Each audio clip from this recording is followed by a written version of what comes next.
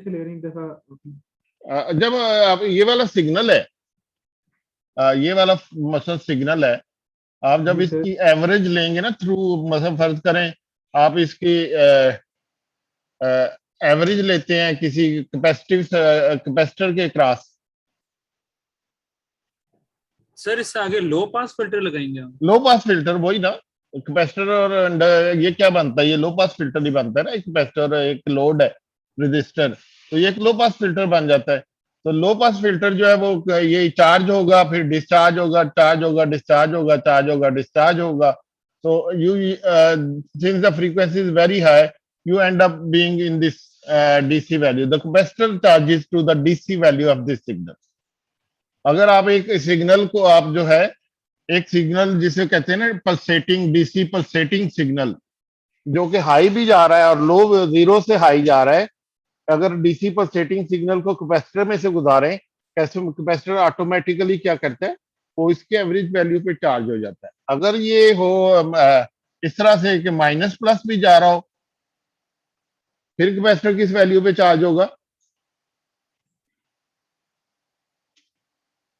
फिर कुछ चार्ज होता ही नहीं है, क्योंकि प्योर एसी सिग्नल है। So it will go through the capacitor as such, so there is will be no residual charge on the capacitor. एक साइकिल में चार्ज होगा, एक साइकिल में डिस्चार्ज होगा, एक साइकिल में चार्ज होगा, एक साइकिल में डिस्चार्ज होगा, तो उसमें कोई चार्ज नहीं होगा, नेट चार्ज। लेकिन अगर आप एक पल्सेटिंग डीसी दे दें जो कि जीरो से नीचे जाती ना हो और हाई पे वेरिएशन हो रही हो, तो उस इस ऐसी वैल्यूज जो होती हैं उनके साथ क्या होता है कि वो डीसी कैपेसिटर जो है ऑटोमेटिकली, किसी भी सर्किट में आप कैपेसिटर लगाते हैं ना, एक बाईपास कैपेसिटर, वो ऑटोमेटिकली जो इनपुट वोल्टेज होती है उसके एवरेज वैल्यू पे चार्ज हो जाता है। तो सर जो वो वाले जो नीचे आपने बनाई थी 2575 वाली, उसमें वो 25 की जो चार्जिंग होगी, 25% ऑफ द टाइम चार्ज होगा और 75% ऑफ द टाइम डिस्चार्ज होगा। तो क्या होगा कि वो ऑटोमेटिकली जो इसकी एवरेज वैल्यू है वो 1.25 बनती है, which is 5 divide by 4 volt. 5 volt divide by 25 और 75 का क्या रेशियो बनती है, रेशियो प्रोपोर्शन से निकालें तो ये बनती है, हाँ जी 1/4 बनती है सर, 1/4। 1/4, तो इसको मल्टीप्लाई करें 1/4 से तो ये 1.25 वोल्ट आ जाता है। सर वो 1.1/3, हाँ जी 1/3 इंटू 5 सही कह रहे हैं, 1/3 बनेगी ना 25 और 75। हाँ 1:3 बनेगी ना, वो फिर टोटल उसके हाई की प्रोपोर्शन 1:4 बन हाँ जाती सही है। है ठीक सर, है। मजाक। और हाई की प्रोपोर्शन जो होती है वो यहाँ से लेती है ना कि total time period divided by the high time. Time period इसका 100 है, 100%। 25/100 हो जाएगा, 1/4। 25 और 100, तो इसको कहते हैं ड्यूटी साइकिल। इसका स्पेशल नाम होता है ड्यूटी साइकिल। तो this is 50% duty cycle, this is 25% duty cycle. So you get this, and basically by controlling this, आवाज आ रही है? जी सर आ रही है। By controlling this between 0 to 100, 1, 0, 2, 3 different levels. So I can control this from here to here with around about 1000 values from here to here. So that way I can control the average value of this signal by a total of 123 levels. So I, even the software, if I say set PWM, say 120, 100. So that would be, that will set the value of output. किससे set करेगा वो? 100 divided by 1023. That's the maximum value I can set. This value can be maximum of 1023, which is a 10-bit number. 2 raised power 10 किसके बराबर होता है? 1K के बराबर। Sir हम This लोग is a- वहाँ पे पहले PWM को परसेंटेज में नहीं कह रहे थे कि हमने 50% PWM सेट किया या 25% सेट किया? नहीं, वो 0 से 1023 के बीच में सॉफ्टवेयर में सेट करना पड़ता है। तो ये खुद ब खुद वो परसेंटेज सेट होगी है ना, ये देखते हैं ये कितनी है, 100 और 1023। तो यहाँ पर हमारे पास वो नहीं है, 0 to 5 वोल्ट नहीं होता इसमें कुछ भी। हो सकता है ये 0 से 1 वोल्ट हो सकता है ये रेशियो प्रोपोर्शन का क्वेश्चन है, ये रेशियो प्रोपोर्शन है। और पीडब्ल्यूएम जो है ना, एक 3.3 वोल्ट का जो माइक्रो कंट्रोलर है उसमें मैक्सिमम आउटपुट 3.3 वोल्ट होगी। एक 5 वोल्ट का माइक्रो कंट्रोलर है उसमें मैक्सिमम आउटपुट 5 वोल्ट होगी। तो ये वाली आउटपुट जो है वो तो खैर इंटरनल सर्किट ही उसका सेट करता है। आप सिर्फ उसको बताते हैं कि इस पीडब्ल्यूएम से अगर ये मैं 1023 यहाँ पे लिख दूं तो 3.3 वोल्ट की आउटपुट जो है 3.3 वोल्ट डीसी आनी शुरू हो जाएगी। समझ रहे हैं मेरी तो सर ये बात? आपने जी सर ये आपने सर, बिट से कैसे, एक सेकंड जैन सर, आपने ये बिट से कैसे पीडब्ल्यूएम निकाला है? क्या? तो आपने बिट्स वगैरह में डिवाइड, बाइट्स वगैरह में डिवाइड करके 0 से 1023 तक, ये वाली बात एक बार रिपीट कर दो तो। ये 1023 कैसे है? नहीं सर, इसको आपने पीडब्ल्यूएम से लिंक कैसे किया? मुझे पता है 1023 क्या है, लेकिन ये आपके जो है ना सॉफ्टवेयर लाइब्रेरी, वो कहती है कि यहाँ पे जो नंबर होना चाहिए वो 10 बिट नंबर होना चाहिए मैक्सिमम। अच्छा अच्छा, ठीक है ठीक है ठीक है। जो सॉफ्टवेयर है ना पीडब्ल्यूएम की, वो कहती है कि ये नंबर जो है ना, अगर ये कहीं कहीं प्रोसेसर में, माइक्रो कंट्रोलर में ये 16 बिट का नंबर भी हो सकता है। That means you can go up to 2 raise power 16 different values between this. कईयों में ये 256 बिट का भी होता है, 2 रेज पावर 8, 0 to 255, और कुछ माइक्रो कंट्रोलर में 1023 का। तो ये depends on the micro controller. So this is the maximum, when you set this maximum value here, this is a maximum value, PWM will be just 100%. That means you will get DC output. For a 3.3 volt microcontroller, you will get 3.3 volt, and for a 5 volt microcontroller, you will get 5 volt. Excuse me sir. हाँ जी। Sir अगर एक micro controller का 8 bit PWM output और एक का 10 bit है, तो अगर दोनों 50% पे आउटपुट दे रहे हैं तो दोनों के स्क्वायर वेव्स किस तरह डिफरेंट होंगी? दोनों की सेम ही होंगी। तो फिर फायदा क्या 10 बिट और 8 बिट का? 10 बिट और 8 बिट का फायदा ये है कि यू मतलब कैन गेट मोर रेजोल्यूशन। तो वो रेजोल्यूशन किस तरह आती है कि स्क्वायर वेव ज्यादा मतलब कम डिवीजन चेंज? ज्यादा आ जाएगी, डिवीजन ज्यादा आ जाएंगी ना दरम्यान में। देखना यहाँ पर मैं जो है ना, इसमें अगर एक 8 बिट है तो यहाँ पर 255 डिफरेंट वेरिएशन आ सकती है ना। अच्छा मतलब एक्स एक्सेस, ठीक है, सही है, ठीक। अगर 10 बिट है तो 10 बिट 10 डिफरेंट वेरिएशन आ सकती हैं। तो इससे अच्छा क्या मतलब होगा कि टाइम पीरियड को हम डिवाइड कर रहे हैं इतने हिस्सों में, इतने ठीक। स्टेप्स में डिवाइड कर। सर जो पीडब्ल्यूएम की वैल्यू जो हम आगे लिखते हैं वो बेसिकली बता रही है कितनी percentage of the time active होती है, होता है हमारा सिग्नल, ऐसे ही है सर? हाँ, यानी कि जब आपने कहा कितनी ना देर के लिए पीडब्ल्यूएम, हाई होता है, कितनी, वो बताते हैं कि ये हाई कितनी देर के लिए होगा। मैक्सिमम उस पीडब्ल्यूएम के सॉफ्टवेयर में पहले स्टोर्ड होता है कि मैक्सिमम है। उसकी आप जब पीडब्ल्यूएम को है की हेल्प देखते हैं ना उस माइक्रो कंट्रोलर की, you can see there what is the maximum value that you can give to get 100% PWM. अच्छा, पीडब्ल्यूएम का लेक्चर था नहीं, लेकिन चले कोई नहीं, पीडब्ल्यूएम भी बन गया एक तरह से lecture. So it's okay, we can say that we have talked about PWM today. So PWM is like that, and sir basically sir एक बात, तो बेसिकली हम लोग एक डिजिटल सिग्नल को यूज करके एक एनालॉग वैल्यू रिप्रेजेंट कर रहे हैं, just depending on it's interpretation. excellent, excellent. This is how it is. And when I came to know about it, I was amazed that how this can be so easily, depending on this capacitor with this capacitor, how easily you can transmit a analog signal on a single channel, because the average value, this capacitor voltage at the average value ultimately is an analog value. So by changing PWM, you can change the average value, and hence the received signal is actually, if I give this voltage PWM to, for example, a motor automatically takes an average of this. वो ये नहीं होगा कि 50% 2 kilo hertz 20 kilo hertz की मैं PWM दूं एक motor को, तो थोड़ी देर को स्टॉप होगी, स्टार्ट होगी, स्टॉप हो, तो उसमें नर्सिया इतना ज्यादा है कि वो ऑटोमेटिकली इसकी एवरेज वैल्यू पे वो मोटर स्पीड चलना शुरू हो जाती। So if I give this PWM Sir, can directly I ask to, a question? Go ahead.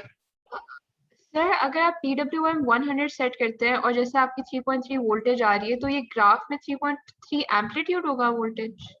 बताता हूँ अभी, वेरी गुड क्वेश्चन। तो होता ये है कि ये एक माइक्रो कंट्रोलर है, उसकी मैंने बताया था ना कल के 40 पिन उसकी होती हैं, कोई एक पिन जो है ना उस पे आपको पीडब्ल्यूएम मिलती है, एक पिन, ये बिल्ट इन उसके अंदर सर्किट है जो पीडब्ल्यूएम इस पे देता है। वो कौन सी पिन है? अगर आप वो किधर गया है वो, ये वाला है ना, इसमें कोई है PWM?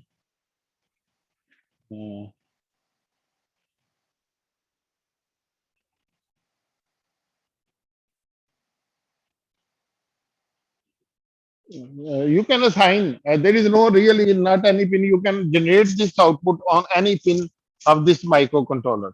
So for example, this microcontroller pin number, any pin, just name anything, pin number 10 for example, has a, you designate this PWM for this output.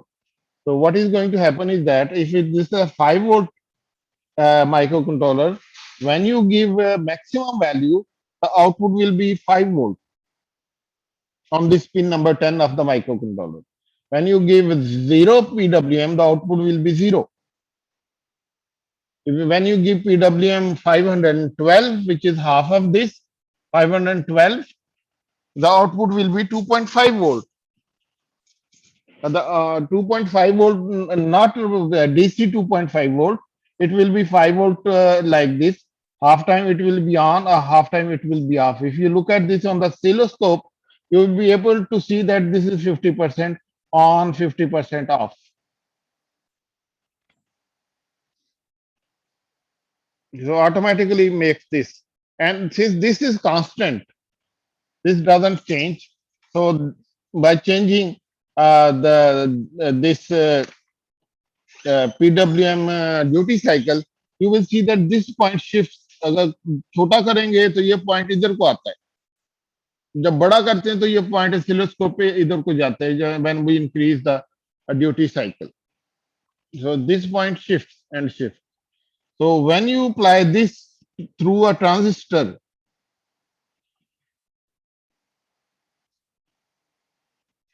to a motor, for example, here motor can be a 24 volt motor or 100 volt motor. When you apply this to a through a transistor to a motor, तो motor भी इसी तरह on off होती है इसी duty cycle से।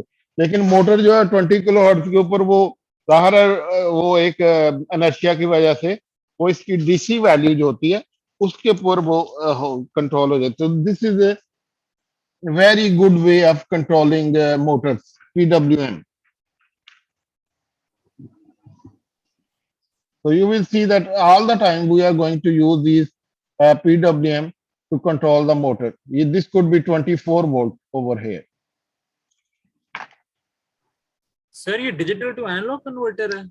Digital to analog converter है, इसको मैं एनालॉग डिजिटल एनालॉग कन्वर्टर कहूंगा नहीं। क्यों sir? True digital to analog converter is something totally different. अच्छा, वो true digital to analog signal जो है वो is opposite of ADC. And true digital to analog signal you have n bit input, इधर करें थोड़ा सा, this is called DAC. You have n bit input and just one analog output. So if all inputs are ones, output is maximum, all inputs are zero, output is minimum. Just opposite to ADC, but you have to have n inputs for DAC. That is used in video, audio players and other things. So that excuse is, me, sir. हाँ जी, sir आप reiterate कर सकते हैं आप क्या पढ़ा रहे हैं? मैं थोड़ा सा मुझे समझ नहीं आ रही कि आप क्या पढ़ा रहे हैं, तो प्लीज आप बता सकते हैं। आपने लेट ज्वाइन किया है? सर ज्वाइन तो किया हुआ था आपको, लेकिन थोड़ा सा लैग कर गया था, तो उस वजह से आप फिर जो आप कह रहे थे बातें मुझे समझ नहीं हम आई। अभी तो हम कोर्स आउटलाइन डिस्कस कर रहे थे, तो suddenly we came across this concept of PWM, अच्छा, which is known as pulse width modulation.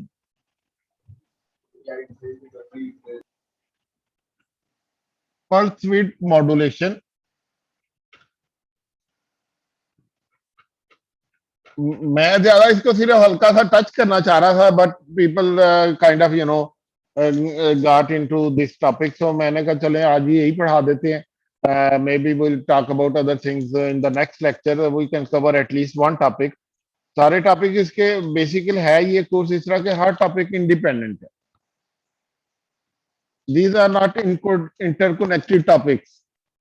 Each topic we can cover is like a small little module. It's not like a circuit course where you first study Thevenin theorem, then you study Norton theorem, and then you study this and that, because you have to go through this or something like linear algebra where you have to follow the steps. Here is not the case. In this course, there are so many independent topics that we need to cover. So PWM is one of the topics that we needed to cover somewhere down the line, and we can cover this today. PWM is pulse width modulation. Basically, it is modulation means you have this output, which basically its average value is the DC value. So you can say that this is a modulated form of a DC value, modulated form. Because higher is, इसका अगर आप graph बनाएं तो वो इस तरह का बनेगा ना ग्राफ. मॉड्यूलेशन में हमेशा इस तरह का एक ग्राफ बनता है, चाहे वो फ्रीक्वेंसी मॉड्यूलेशन हो, चाहे वो एम्पलीट्यूड मॉड्यूलेशन हो, चाहे वो पल्स विड्थ मॉड्यूलेशन हो. मॉड्यूलेशन का ग्राफ इस तरह का हमेशा एक तरफ इस तरह का होगा. इधर आपका एम्पलीट्यूड होता है और इधर आपका कोई पैरामीटर होता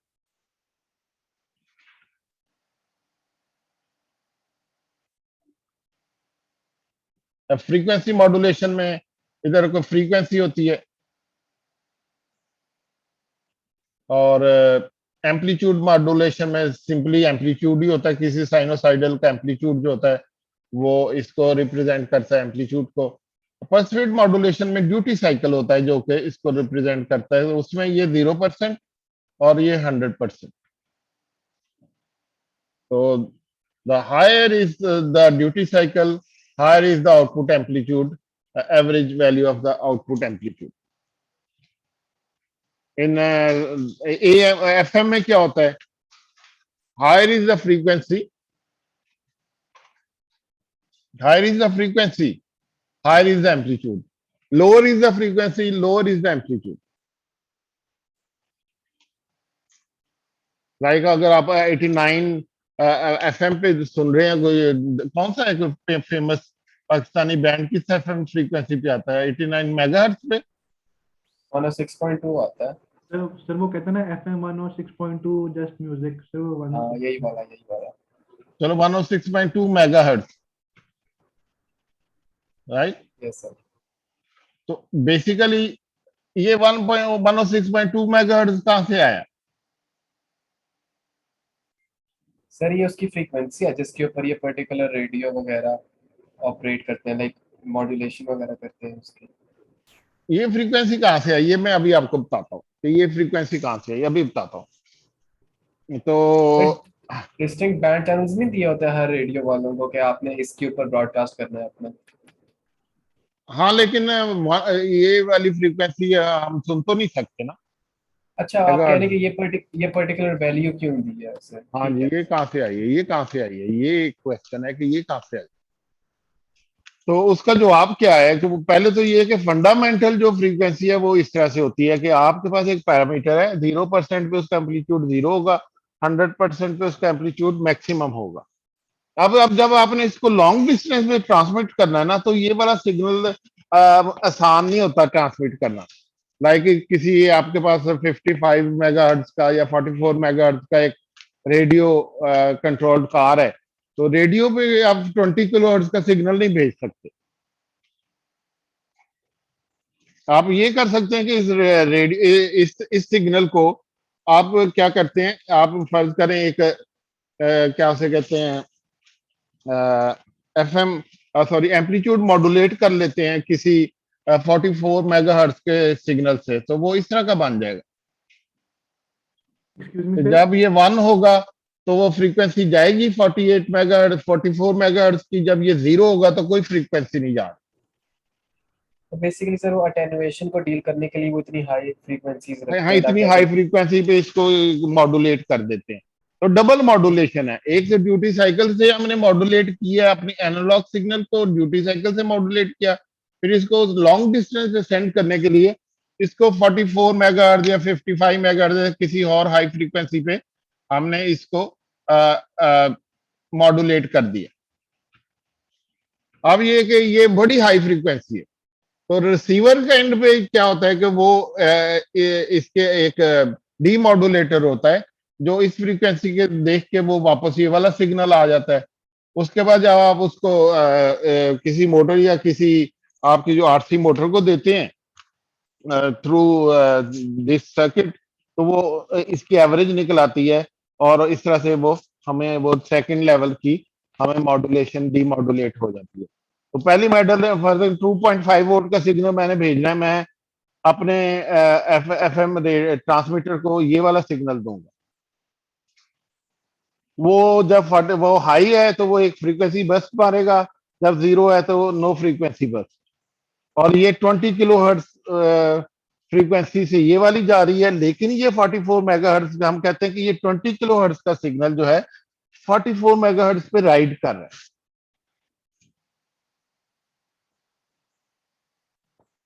सर ये उस पे एक राइड हो गया ये। सर एक डायग्राम बनाते हैं साइड पे छोटी सी, जहाँ जहाँ कैसे रहा है हो क्या रहा है, वो मैं कंफ्यूज हो गया, मतलब वहां तक तो मुझे समझ आ गई कि लाइक छोटी सी साइड पे बना देते हैं।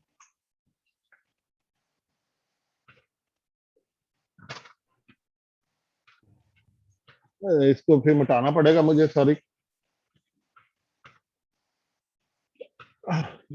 तो क्या होता है कि आपने सिग्नल भेजना है, आपने मोटर कंट्रोल करने के लिए, मोटर डीसी मोटर है, डीसी मोटर जो है वो चलती है फर्ज करें, अज्यूम कर लेते हैं कि ये जो डीसी मोटर है फर्ज करें ये भी 0 से 5 वोल्ट पे चलती है।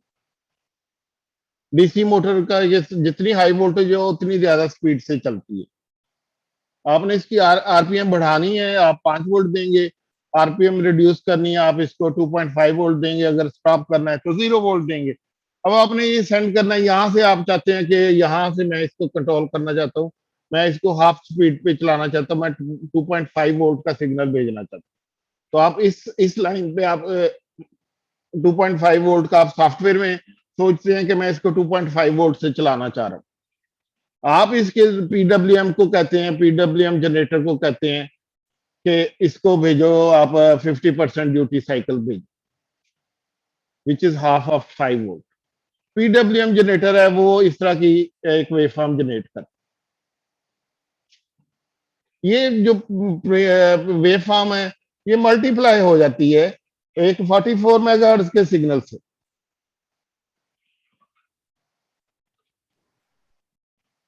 अब आपके पास सिग्नल ये आ जाता है इस तरह का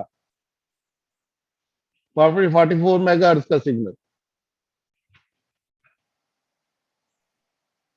जिसको फ्रीक्वेंसी शिफ्ट कीइंग भी कह सकते हैं आप, ये जो मर्जी बाद में पढ़ेंगे हम, हर तरह की वेवफॉर्म पढ़ेंगे, मॉड्यूलेशन टेक्निक्स पढ़ेंगे। तो ये वाला सिग्नल ट्रांसमिट हो रहा है, ये फ्रीक्वेंसी 44 मेगाहर्ट्ज है और ये बड़ी लॉन्ग डिस्टेंस पे ट्रांसमिट हो सकती है because it's very high frequency. The higher is the frequency, the longer is the distance that it can travel. अब जब रिसीवर पे जाती है इसको आप ट्रांसमिट कर देते हैं, ये एंटेना बना दिया मैंने।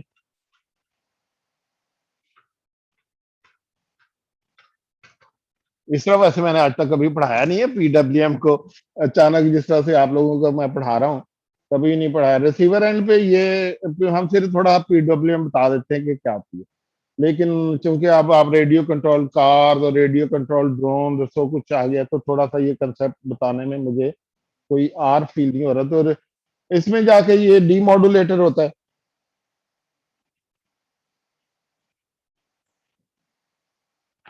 डीमॉड्यूलेटर, इसको जो डीमॉड्यूलेटर को ये सिग्नल रिसीव होता है बट वीक सिग्नल होता है क्योंकि ट्रांसमिशन के बीच में जाहिर है लॉस आता है थोड़ा सा। ये हाई हाई पावर सिग्नल है, ये लो पावर सिग्नल है, तो यहाँ पे कहीं हो सकता है एम्पलीफायर भी हो। आई एम अज्यूमिंग कि यही सिग्नल यहाँ पे रिसीव होगा। और डीमॉड्यूलेटर क्या करेगा? हाई फ्रीक्वेंसी डीमॉड्यूलेटर इसकी स्टेयर वेव आपको निकाल के दे दे। अब ये जो आउटपुट है जब ये मोटर को जाएगी तो मोटर ऑटोमेटिकली इसका एवरेज वैल्यू लेगी, 2.5 आ जाएगा वापस। तो यहाँ पे वापस 2.5 वोल्ट आ जाएगा। तो ये जो समझ लें एवरेजिंग फिल्टर है, मोटर नहीं एवरेजिंग फिल्टर है, तो यहाँ पे आपको 2.5 वोल्ट वापस आ जाएगा। तो सॉफ्टवेयर में मैंने इसको कहा कि इसको 512 पे चला, तो इसने 512 का मतलब कि 1000 का आधा टाइम हाई आधा टाइम लो, तो 512 टाइम हाई 512 टाइम लो, टोटल 1000 टाइम हो गया इसका तकरीबन। ठीक है ना। अब लेटर ऑन मैं चाहता हूँ कि जरा मैं अपनी मोटर को तेज करूँ, ड्रोन को तेजी से मैंने ऊपर करना है, तो मैं अपना वो कंट्रोल ऊपर करता हूँ, जो वेरिएबल रजिस्टर होता है उसको ऊपर करता हूँ। जब ये ऊपर करता हूँ तो ये 4 वोल्ट पे चला जाता है। जब 4 वोल्ट जब उसको टेस्ट कर रहे होते हैं तो आप इसमें उसकी पीडब्ल्यूएम में बढ़ा रहे होते हैं, उसका वोल्टेज इनपुट बढ़ा रहे होते हैं पीडब्ल्यूएम सर्किट को, माइक्रो कंट्रोलर को, यहाँ से वो इसकी वोल्टेज मेजर कर रहा है। सर ड्यूटी साइकिल वेरी करते हैं हम उसका। अब इसका ड्यूटी साइकिल क्या हो जाएगा? 4 वोल्ट के लिए इसका ड्यूटी साइकिल निकालें क्या होगा? 5 वोल्ट के अगेंस्ट 4 वोल्ट पे क्या ड्यूटी साइकिल होगा?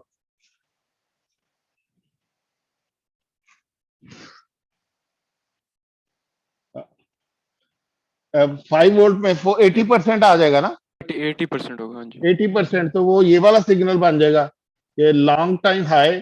ओवरऑल फ्रीक्वेंसी यही रहेगी। मैं जरा थोड़ा सा इसको एक्सपेंड करना चाह रहा हूँ, अगर कहते हैं तो इसी के ऊपर ही ड्रॉ कर देता हूँ, आपको समझ लेके ओवरऑल फ्रीक्वेंसी वही रहती है। अब ये 80% के लिए हाई, 20% के लिए लो, ये 80% हो गया, ये 50% था। नजर आ रहा है ना? ये टाइम पीरियड वही है, टाइम पीरियड वही है, या हाई टाइम ज्यादा हो गया। अब इसको जब उसने ट्रांसमिट किया तो जाहिर है कि उसने इसकी फिर हाई टाइम के अगेंस्ट इसने ज्यादा टाइम के लिए पल्स भेजी और थोड़े टाइम के लिए नहीं भेजी, थोड़े टाइम के लिए नहीं भेजी, फिर ज्यादा टाइम के लिए भेजी, फिर थोड़े टाइम के लिए नहीं भेजी। यहाँ पर आपने पीडब्ल्यूएम सेम रखा है, जो पीछे से वोल्टेज थी वो बढ़ाई है। हाँ वो वोल्टेज बढ़ाई है 4 वोल्ट, उसकी ड्यूटी साइकिल बढ़ गया। अब ये ड्यूटी साइकिल क्या हो गया? 80% ड्यूटी साइकिल हो गया। तो 80% किसके बराबर होता है? 80 ओवर ठीक है 80 ओवर 100 मल्टीप्लाई बाय 5 वोल्ट, कितना बनेगा ये? 4 वोल्ट। 4 वोल्ट। सर तो बेसिकली आपका पीडब्ल्यूएम का सर्किट सेम रहता है, आप जो उसका इनपुट वैल्यू दे रहे होते हो डीसी की, आप उसको वेरी करते हो और उस लिहाज से वो पीडब्ल्यूएम का जो सिस्टम है वो आपको corresponding square duty cycle change करता है। ठीक होगा सर। इसमें जो हमारे पास पीछे से इनपुट आ रही थी, हमने वो चेंज किए, या फिर हमने अब यहाँ पर पीडब्ल्यूएम 50% तो नहीं लाना, जब हमने उसको 80 कर दिया तो हमने पीडब्ल्यूएम की वैल्यू चेंज की है ना सर? हमने ये 4 वोल्ट हो सकता है, ये वाला 4 वोल्ट, ये यहाँ पे हो सकता है हमने एक और रजिस्टर लगा के इसको एक स्टिक लगाई हुई है जो कि इसकी किसी और पिन पे है, हमने इसकी एनालॉग वैल्यू रीड की और वो पता लगा 4 वोल्ट है। हमने सॉफ्टवेयर में इस वोल्टेज को ट्रांसलेट किया कि ये 512 कैसे कहते हैं, ये 80% ड्यूटी साइकिल बन रहा है। ठीक है, सही। तो ये काम जो है ना यहाँ पर सॉफ्टवेयर में होगा। ये रीड करो कि यूजर किस वोल्टेज पे सेंड करना चाह रहा है, सॉफ्टवेयर देखती है कि इसको किस ड्यूटी साइकिल से मैं भेजूंगा तो ये इधर वो वाला कॉरेस्पॉन्डिंग वेवफॉर्म जनरेट होगा। ये आपने करना होता है, ठीक है। तो सॉफ्टवेयर में तो बंदे ने यहाँ से सेट किया किसी चीज को, या सॉफ्टवेयर में ही आपने उसको कह दिया कि ये इस वेवफॉर्म, लेकिन यूजुअली ये किसी स्टिक से होता है या किसी वेरिएबल रजिस्टर होता है यहाँ पे, जिसे आप इसको सेट करना चाह रहे हैं पीडब्ल्यूएम। जब पीडब्ल्यूएम यहाँ वेरिएबल से सेट होती है तो ये इसको रीड करता है, ये उसको पता लगता है through analog to digital converter के ये 4 वोल्ट है, वो यहाँ से उसी हिसाब से ये वेवफॉर्म जनरेट करता है। ये फिर आगे ट्रांसमीटर को जाती है, अगर आपके पास रेडियो कंट्रोल्ड रेडियो है वो आपके पास, पूरा रेडियो रेडियो ट्रांसमीटर है। ये मैं आपको माइक्रो कंट्रोलर बेस्ड सिस्टम बता रहा हूँ, या आप यूँ समझने को तो हाथ में पकड़ के वो कंट्रोलर होता है, फ्लाइट कंट्रोलर, जी उसकी सर। भी आप समझ सकते हैं कि उसके अंदर यही सर्किट होता है। हम्म, तो ये ठीक है। उसमें आप जब लेफ्ट राइट करते हैं तो लेफ्ट राइट वाले जो टेलरॉन है या जो उसके वो है फ्लैप्स हैं, उनका भी इस तरह पीडब्ल्यूएम के चैनल होते हैं। एक चैनल उसकी स्पीड तेज करने के लिए है, एक चैनल उसको मोड़ने के लिए होता है, 4 चैनल होते हैं उसके अंदर। हर एक की अलग-अलग पीडब्ल्यूएम आप सेंड कर सकते हैं, हर एक की अलग-अलग मोटर होती है जो उसको फिर कंट्रोल करती है। मोस्ट जो है वो तो ज्यादा डिटेल में नहीं जाना चाह रहा, मैं उसकी बात कर रहा हूँ जो आपका फ्लाइट कंट्रोलर है, ये वो है। उसमें माइक्रो कंट्रोलर को अज्यूम करें कि ये स्टिक है जो डायरेक्टली उसको पीडब्ल्यूएम में कन्वर्ट कर रही है, अज्यूम करें। कहाँ सर से ये आपने हाई फ्रीक्वेंसी में ट्रांसमिट होता है, वहां से ये ट्रांसमिशन रिसीव होती है रिसीवर पे, आरएक्स पे, ये टीएक्स है आपका। रिसीवर इसको डिमॉड्यूलेट करता है, तो यही सिग्नल जो था ये इसमें कन्वर्ट हो जाता है, और वहां से फिर वो दोबारा 2.5 वोल्ट आती है जो उस मोटर को चलाती है। हाँ जी, आप क्वेश्चन। सर, जी सर, मैंने ये पूछना है कि अभी आपने कहा कि आप पीडब्ल्यूएम को वेरी करो, और सर ये डबल एनकैप्सुलेशन है, तो आपकी जो कैरियर वेव है जो आप जिसके ऊपर आप ये फ्रीक्वेंसी ला रहे हो, आप सिर्फ इसी को वेरी कर दो और पीडब्ल्यूएम सेम रखो, तो आपका सर्किट आगे से इसको वो नहीं कर लेगा डी कोड वगैरह की, ये दो डिफरेंट उससे है, या फिर उसमें मसला आएगा? क्या कह रहे हैं आप? सर ये देखिए, आपने कहा था कि अगर आपने दो, I think so I got your point right, कि अगर आपने दो डिफरेंट सिग्नल्स को डिस्टिंग्विश करना है, अगर मैंने एक बैंड ए से भेजी, एक बैंड बी से भेजी है, तो मैं आप उसका पीडब्ल्यूएम अंदर से वेरी कर दो, और आगे से लाइक जिस कैरियर वेव के ऊपर आप उसे मैप करो वो सेम रहने दो, तो हम लोग कैरियर वेव की फ्रीक्वेंसी भी चेंज कर सकते हैं, लाइक 44 मेगाहर्ट्ज की बजाय अगर मैं इसको 100 मेगाहर्ट्ज कर दूं, या फिर 20 वेरी मेगाहर्ट्ज कर गुड दूं। Question, thank you very much, very good question. 44 megahertz पे ये वाली फ्रीक्वेंसी 20 किलोहर्ट्ज है, विच इज वेरी इनसिग्निफिकेंट। ठीक है, ठीक है। 44 मेगाहर्ट्ज प्लस, हेलो, कौन है? परशुराम, कहाँ से है? एक मिनट होल्ड करो यार, मैं क्लास में हूँ अभी, आप बेल करें, कोई ना कोई आ जाएगा। Thank you. अच्छा, सॉरी यार, ये घर से फोन था, वो सुनना पड़ता है कभी कभी। तो 44 प्लस 44 मेगाहर्ट्ज आपकी सेंटर फ्रीक्वेंसी है, उसमें 44 मेगा प्लस 20 किलोहर्ट्ज एक चैनल बन जाता है, प्लस ठीक है सर। प्लस 40 किलोहर्ट्ज से लेकर 40 किलोहर्ट्ज से लेकर आगे वो 44 मेगाहर्ट्ज के अराउंड अबाउट थोड़ी थोड़ी वेरिएशन में डिफरेंट चैनल बन जाते हैं। उसकी जो कैरियर वेव है वो यही रहती है, प्लस थोड़ी सी चेंज आती है तो एक चैनल बन जाता है, थोड़ी सी और चेंज आती है तो दूसरा चैनल बन जाता है। जस्ट लाइक जिस तरह आपका एफएम है, एफएम में जो आपका 104 है, उसके अंदर आपकी स्पीच जो है 104 के अराउंड अबाउट कुछ फ्रीक्वेंसी पे वेरी करती है, वो 106 मेगाहर्ट्ज में वो बिल्कुल इनसिग्निफिकेंट है कि आपका जो वॉइस का एम्पलीट्यूड की वेरिएशन है ना, वो फ्यू किलोहर्ट्ज में चली जाती है। तो वो अगर ऐसा ना हो तो बहुत मसले हो जाए। तो 109 के अंदर मेगाहर्ट्ज के सेंटर फ्रीक्वेंसी में इतनी वेरिएशन नहीं आती कि वो 89 मेगाहर्ट्ज को जाके डिस्टर्ब करे।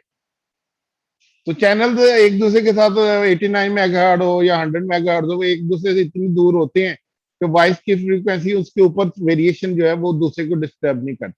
तो आपकी सेंटर फ्रीक्वेंसी तो 89 मेगाहर्ट्ज है, फर्ज करें चैनल की 89 मेगाहर्ट्ज है, लेकिन उसके ऊपर थोड़ा सा आगे पीछे आपका एक्चुअल सिग्नल होता है जो वेरी कर रहा होता है, जिससे आपका म्यूजिक जा रहा होता है। तो वो वाली फ्रीक्वेंसी किसी 100 मेगाहर्ट्ज के सिग्नल को डिस्टर्ब नहीं करती या दूसरे किसी फ्रीक्वेंसी सिग्नल को डिस्टर्ब नहीं करती। तो ये 89 मेगाहर्ट्ज का सिग्नल आपका सेंटर फ्रीक्वेंसी में राइट कर रहा होता है, इसकी ठीक है, वेरिएशन जो है ना वो दूसरे चैनल्स को डिस्टर्ब नहीं करती। तो ठीक है। हम क्या, तो सर ये अगर, नहीं। हाँ जी। हाँ जी, सॉरी टू इंटरप्ट सर, तो मैं ये पूछ रहा था कि ये मुझे समझ आ गया कि ये 89 मेगाहर्ट्ज को 90 मेगाहर्ट्ज या फिर 88 मेगाहर्ट्ज पर डिस्टर्ब नहीं करेगा, काफी गैप है उनके दरमियान। तो सर अगर मैं इन दोनों, अगर ये 89 मेगाहर्ट्ज का एग्जांपल लूं, अगर मैं इन दोनों का पीडब्ल्यूएम सेम रखूं और एक और सिग्नल भेजूं 90 मेगाहर्ट्ज पे, तो फिर भी वो डिफरेंट ही होगा ना? मतलब ये भी सेपरेट करने में उनकी हेल्प करेगा ना? मुझे पीडब्ल्यूएम चेंज करने की जरूरत तो नहीं है ना यहाँ पे? मेरा ख्याल है ये जो डिफरेंट फ्रीक्वेंसीज के सिग्नल ऑर्थोगोनल होते हैं, ये ट्रांसमिशन में मिक्स नहीं हो सकते। अगर आप अच्छा, कम्युनिकेशन थ्योरी ठीक है पढ़ेंगे सर। ना तो आपको पता लगा कि हर फ्रीक्वेंसी जो है ना वो ऑर्थोगोनल है। ये बड़ी अच्छा, इंटरेस्टिंग, बहुत ही इंटरेस्टिंग फैक्ट है कम्युनिकेशन का, कि हर फ्रीक्वेंसी ट्रांसमिशन में मिक्स नहीं हो सकती। अगर मैं 1 मेगाहर्ट्ज का सिग्नल भेजूं और 2 मेगाहर्ट्ज का सिग्नल भेजूं, तो दोनों एक ही हवा में ट्रेवल करते हैं, रिसीविंग एंड पे दोनों सेपरेट हो जाते हैं आराम से। This is the biggest thing to understand about communication system, because they are orthogonal in frequency domain. तो ये नहीं होगा कि जो ट्रांसमिशन होगी उनका एवरेज होके जाएगी, ऐसी बात नहीं होती। दोनों लेदर लेदर सिग्नल हो जाते हैं आपस में आगे जाके, और उनको 2 मेगाहर्ट्ज का सिग्नल एग्जैक्टली 2 मेगाहर्ट्ज सिग्नल हवा में से पकड़ लेता है, और 1 मेगाहर्ट्ज वाला जो रिसीवर है एग्जैक्टली 1 मेगाहर्ट्ज वाला सिग्नल हवा में पकड़ लेता है। वो सबकी एवरेज नहीं पकड़ता। ये बहुत बड़ी कमाल की चीज है, signal being orthogonal and frequency domain. ये नहीं होता कि इतने सारे सिग्नल हैं, मेरे पास जो रिसीवर होगा उसमें सबकी एवरेज वोल्टेज आ रही होगी। नहीं, हर एक सिग्नल की वोल्टेज जो है वो उसी हिसाब से एक दूसरे के ऊपर लेदर लेदर राइड कर रही होती है, और रिसीवर पे जो आप फिल्टर लगाते हैं वही फ्रीक्वेंसी आपको मिल जाती है। ये नहीं हो सकता कि एक औरत बोल रही है, एक मर्द बोल रही हो, मर्द बोल रहा है तो आप जब दोनों इकट्ठे बोल रहे हो तो आपको एवरेज में बीच में कोई दोनों की मिक्स आवाज तो नहीं ना सुनाई देती। ठीक हो गया सर, समझ आ गया मुझे। यस सर, समझ आ गया मुझे। दोनों इकट्ठे जोर जोर से बोल रहे हो, फिर भी आपको दोनों का एवरेज कान में नहीं जाता, और आपको ये नहीं लगता कि ये दोनों मिल मिला के कोई तीसरा बंदा बोल रहा है। अगर ऐसा हो फिर तो दुनिया चले ही ना। Same thing with the frequency, when we send different frequency, they don't mix with each other in the air. अगर सेम फ्रीक्वेंसी पे डिफरेंट मैसेजेस होंगे एग्जैक्टली सेम फ्रीक्वेंसी पे, तो दाहर है फिर वो मिक्स हो जाए। एग्जैक्टली सेम फ्रीक्वेंसी पे अगर दो सिग्नल भेजेंगे, unless you have some very clever way of decoding them, कि जब एक you then you need some very clever hardware to separate them. वो पैकेटाइजेशन कर सकते हैं आप उसको, कि एक पैकेट बना के भेजें और पैकेट के अंदर एड्रेस हो कि ये पैकेट किसका है, ये पैकेट किसका है। अदरवाइज सेम फ्रीक्वेंसी पे 2 डिफरेंट सिग्नल नहीं भेजे जा। सेम फ्रीक्वेंसी के अंदर जो है ना वो एक चैनल बन जाते हैं, कि 90 मेगाहर्ट्ज सिग्नल है, उसके अंदर +4 मेगाहर्ट्ज की वेरिएशन का एक सिग्नल हो जाएगा, +8 मेगाहर्ट्ज का एक और हो जाएगा, +12 किलोहर्ट्ज का एक और हो जाएगा। तो 4-4 किलोहर्ट्ज के आप चैनल बना सकते हैं। तो जो एक बंदा जब बोल रहा है वो 4 किलोहर्ट्ज के राउंड अबाउट बोल रहा है ना, वो 89 +4 किलोहर्ट्ज हो जाएगा। दूसरा बंदा 89 +8 किलोहर्ट्ज हो जाएगा। रिसीवर में वो ऑटोमेटिकली सेपरेट हो जाते हैं। तभी तो एक ही चैनल के ऊपर you get thousands of people speaking on the same wire.